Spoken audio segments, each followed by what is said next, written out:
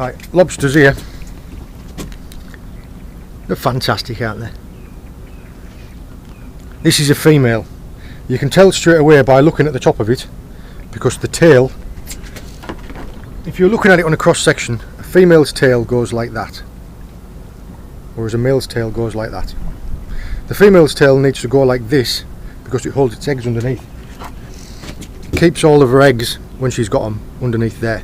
Now you can tell the difference between there as well, but if you had a male and a female I could show you the difference, but the easiest way is the width here.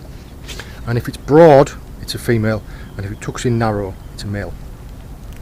Now these have got to be 90mm on the carapace, which means it's got to be 90mm from just the back of the eye to there, so this hard part. Now I've already measured this one and it's 92. There, look, just on 92, bang on 92. So it's just over the legal limit. Hello, welcome back to the Fish Locker Kitchen. Now, I don't usually do the catch and cook videos. I'm just going to do a really quick one now to show you how I have always cooked my crabs and lobsters. It's really simple, just a very standard method of doing it. My wife, when we get a chance, she will do a fancier method of cooking them in a more delicious way. I'm just going to show you really quickly the bare basics. Now, I'll also tell you, right now, I've had this lobster in the fridge for a couple of days. And as you can see, she's still fine. The reason that I chill them is so that they're not as lively. It's much easier for when you're dealing with them and when you're going to cook them that they're not thrashing about all over the place. She's cool and she's slowed right down, as you can see there. And all I do is I've just got the bottom of the fridge that you usually keep your vegetables in. All I do is just put a tea towel in there and just wet it, just so it's damp. Not so it's soaking wet, just so it's damp. And just sit them on there. Now they'll be quite happy in there for at least 3 days. 4 days, 5 days, all you want to do is you want to make sure that if the towel gets dirty, you change it. And just put a fresh towel in there and just put some water on it. It doesn't even need to be salt water, it just needs to be wet. Wet, damp, and obviously the bottom of the fridge so it's cool. All I'm going to do here is I just use a pan. And I will, I've already boiled the kettle.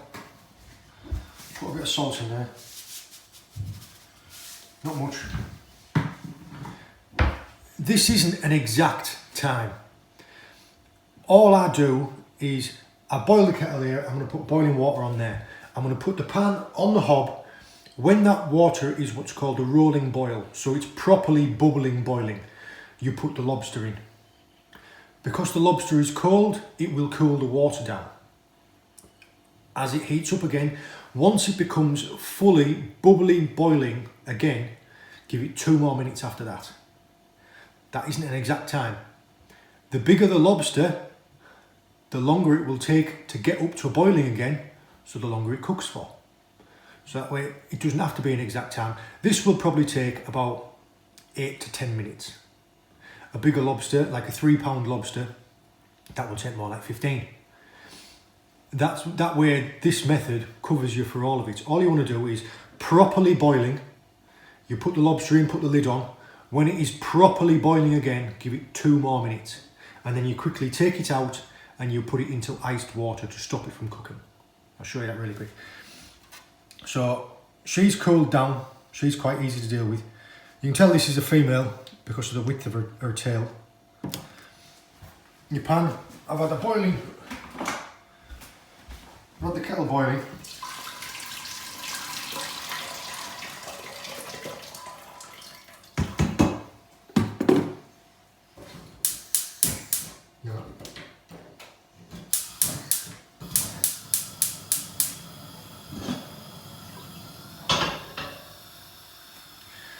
When that gets up to the proper boil, I'll show you what I mean.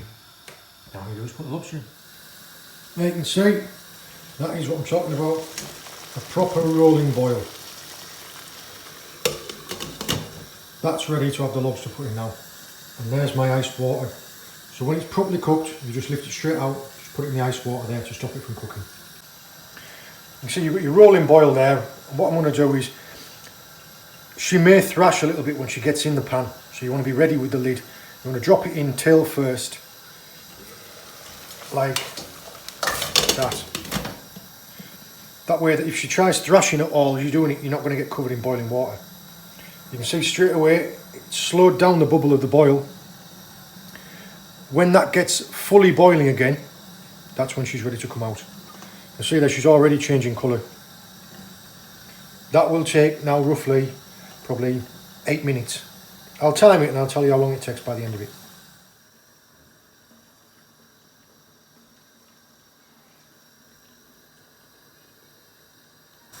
There you can see, that's a proper bubbling boil. There you see, look. So 2 more minutes from now, and then she's ready to come straight out of there, go straight into there. Right there, that's had the 2 minutes more.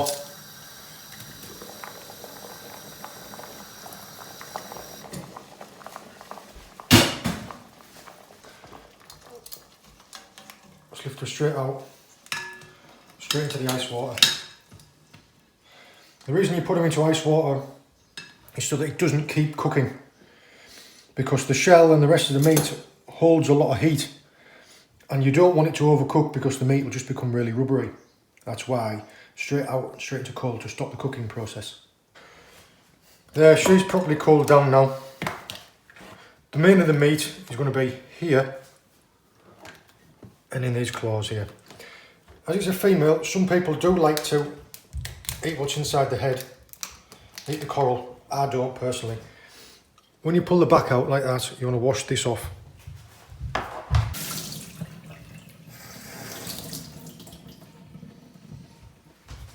There, look. Wash that out of there. Oh well, it's just what was inside of its stomach. So you're going to break this. I'm going to take both of these claws off as well.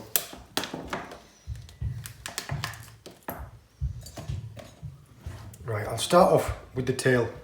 The easiest way, you can break it off individually, but the easiest way I find is if you get hold of it, you break the fans off just by turning it side to side like that. Then if you get a towel, what you want to do is you lay the towel out and you press down on it side by side like that. And then you lay it out flat and press down on it again. And what it'll do is it will crack all the way around there. He says, try and show you now and it won't work. Listen, see if you can hear it. There, hear that crack?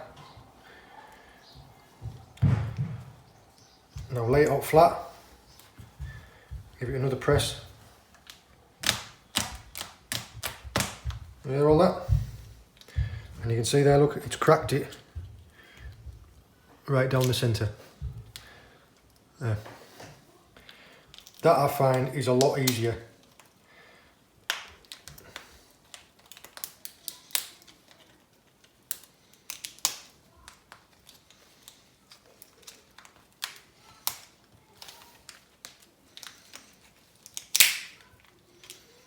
Now, just comes off in 2 halves, like that.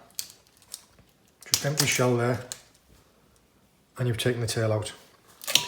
Now with this tail part here, underneath there, you will see, if you get hold of these 2 bits, it peels off like that. Now you need to peel this back, because if you can see that line there, that's its intestine line. And this here will be full of grit and sand. It's just what it's been eating.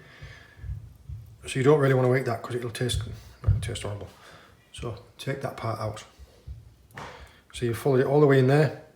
That there is all good meat to eat. This, still good meat to eat. I'll show you how to crack these claws now.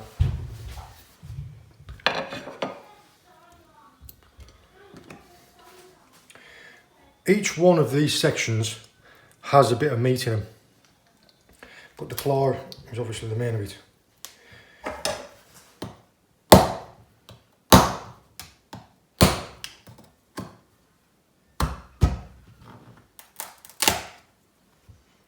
See how I did that?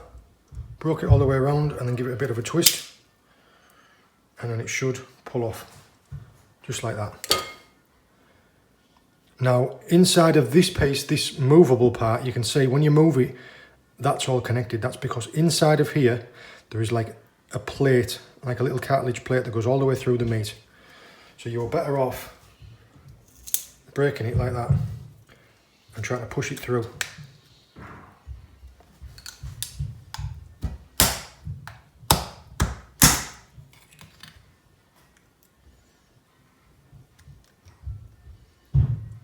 Watch, as you pull this out, that piece of cartilage that I was talking about on the inside, there it is. That there is all meat.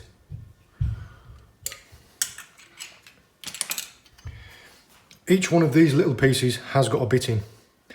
What I find it's easy to do sometimes is if you're just going to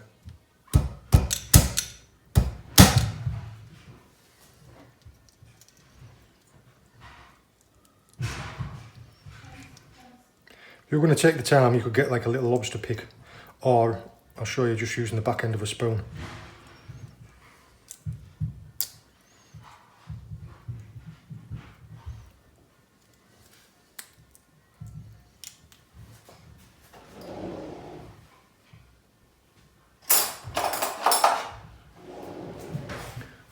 Just use the back end of a spoon like that, and it fits in nicely just in there to scoop it all out, look.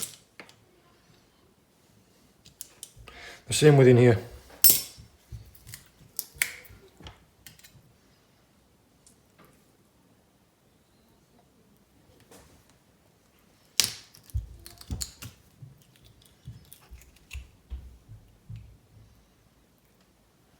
There you go, see?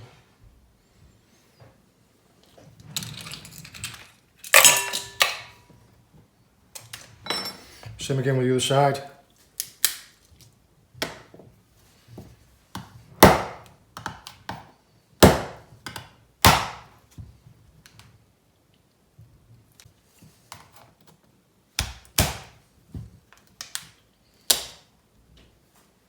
Once you've cracked it, there you go. Now don't forget, on this piece there is that disc inside of there, so you need to break the rest of this off.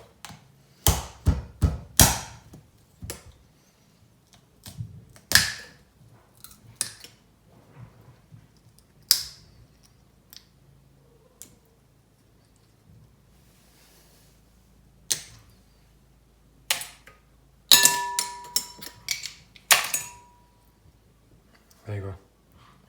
That disc's still inside of there, look. Watch. There it is.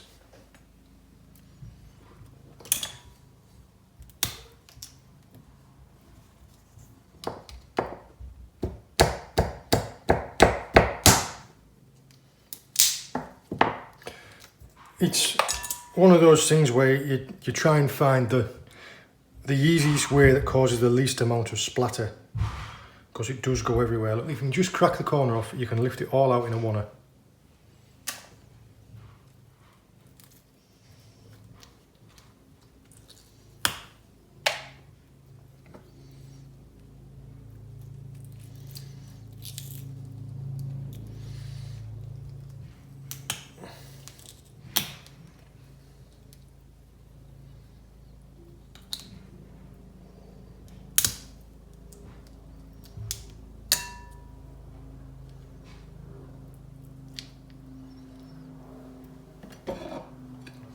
And there you go.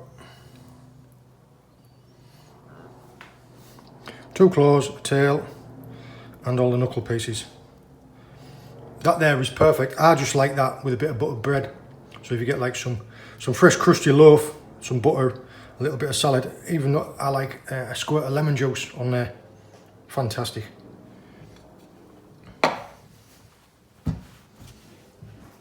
There you are, that's it. That's just a really simple, quick way of cooking your lobsters. Crabs are just exactly the same. Just cook them in the exact same method for the same amount of time. That actually took just less than 8 minutes. It took like 7.5 minutes. So like I said, it was, with a bigger lobster, a 3-pound lobster or something like that, it would probably take like 15.